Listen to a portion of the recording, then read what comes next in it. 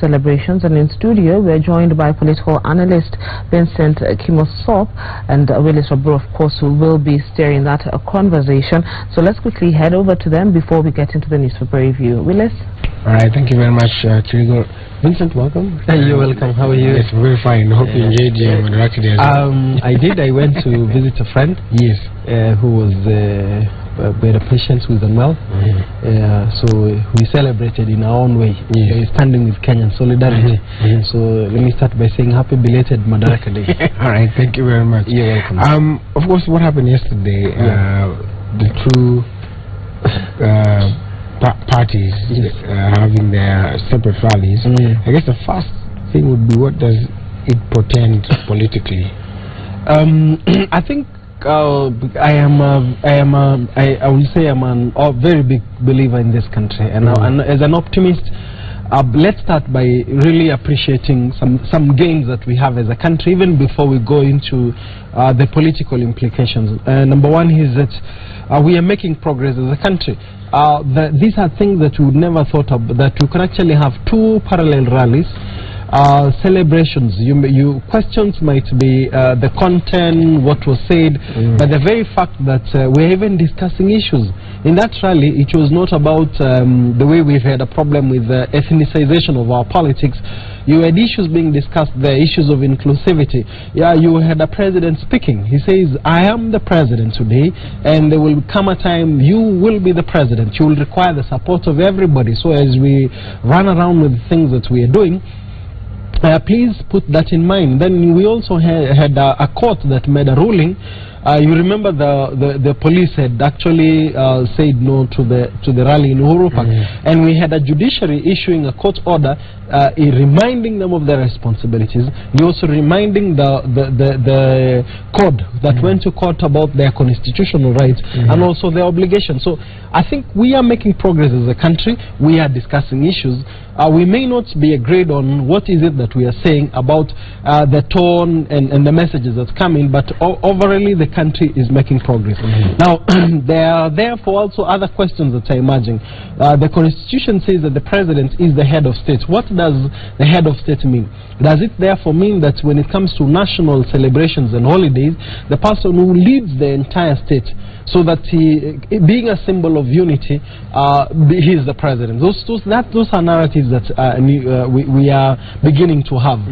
And when a country begins to discuss issues, it tells you that that is good, because it's now very easy. We're discussing IEBC. Tomorrow morning, you'd expect us to discuss inequality. You'd expect us to discuss the cost of living. So I think if I remove myself from the divisions, that for me is the first message. And then number two is we have a divided country, and this is when what we call a transcendent leadership is required. The most you can refer to the one of Abraham Lincoln during the Civil War in the US, where the South and the North were divided. So we need a transcendent leadership, a leadership that is able to inspire the total good, both in the opposition and also leaders ahead. And that now takes me to the speech of the president. I think if the people who are writing the speech of the president should actually have focused on a speech that raises and moves beyond the fray, a speech that speaks to Article 10 of our Constitution, national values, patriotism, the speech that calls us to collective responsibility, because when we work together, Kenya is better when everybody is doing well. So yes, there are some sections in the speech that reflect the same, but you could feel still that there was some politics in it. But I wish it was a stronger calling on and inspiring us to, though diverse, we are one. Though differentiated, calling us to that place of oneness. What about even the decision just to have it away from Nairobi now? Of course, I think that speaks to what we the transformational part of our Constitution, that's devolution. So I think that we need to really applaud the President and the team that thought through this, because Nairobi is not Kenya.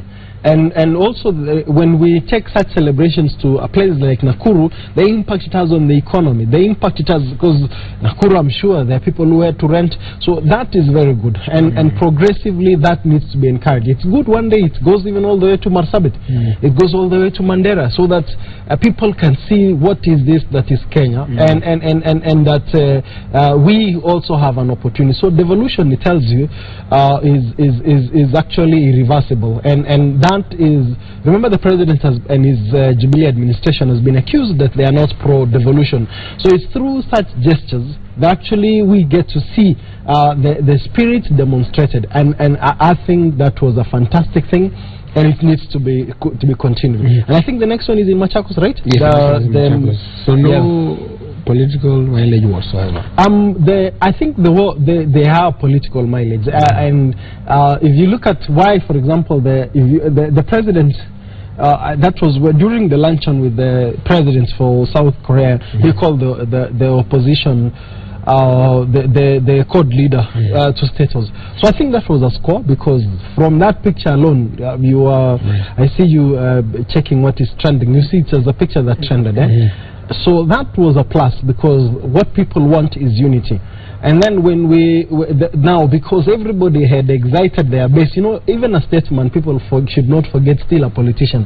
So if you look at the Jubilee political message, it was delivered by the deputy president. Now the president needs to come strong as the head of state.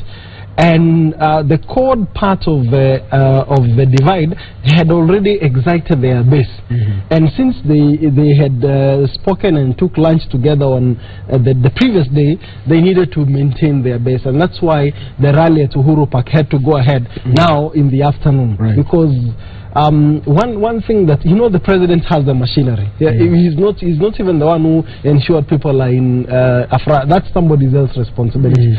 So the opposition has to keep mobilizing all the way to 2017, because if they don't do that, what's going to happen? The establishment is going to deplete their bases. So you can understand from a political perspective. But I think we need to look at the bigger message that the country is moving ahead. We are discussing issues, and there are concerns about IEBC. By the way, it's also just moving on that. Also, it looks like away from did we meet, did we not meet, was there a deal, was there not a deal, there seems to be a general consensus, even by the meeting of the both CORD and Jubilee members of Parliament a few days ago, that looks like IBC's time is up. I think that's it. Without, you know, the political consensus is IBC needs to go. I think we spoke about it previously. The problem now is how to ensure who shares the credit.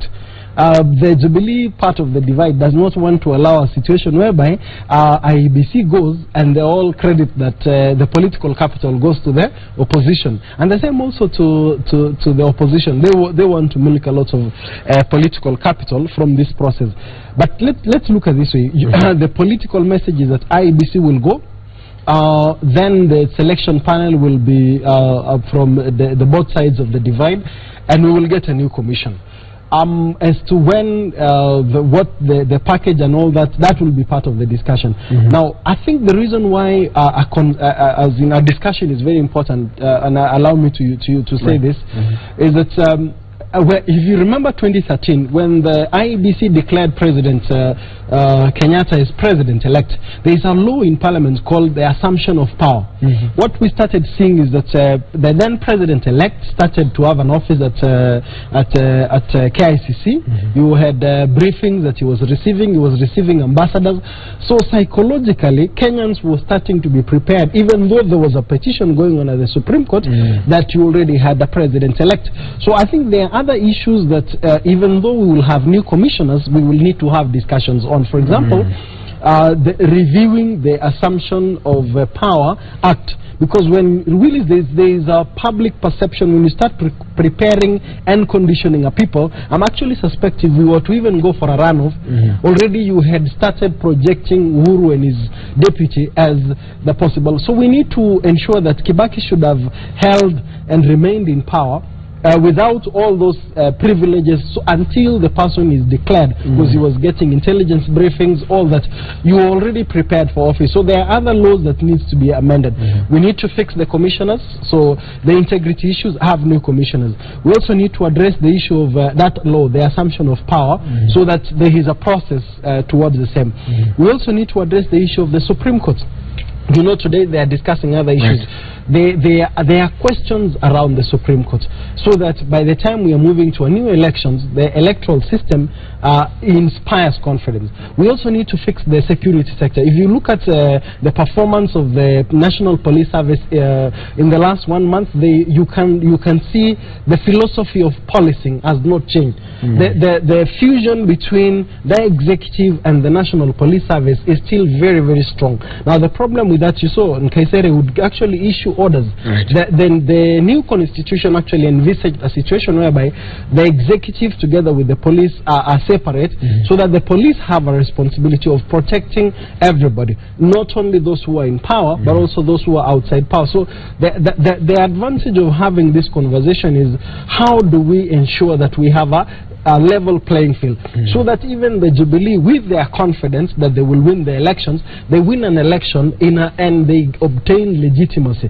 Because one of the things that Jubilee has struggled with is because their power was contested, so the legitimacy of the administration has had a challenge. So it is in the interest of everybody that we fix the electoral process, so that everybody moves into the next election knowing that if the person who wins the election will actually have the blessings or the legitimacy from the people, and then they rule.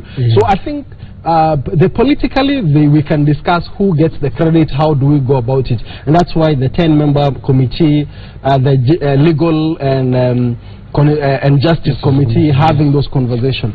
That is politics, but if we really want to fix this, let's address the entire spectrum, so that the country moves ahead.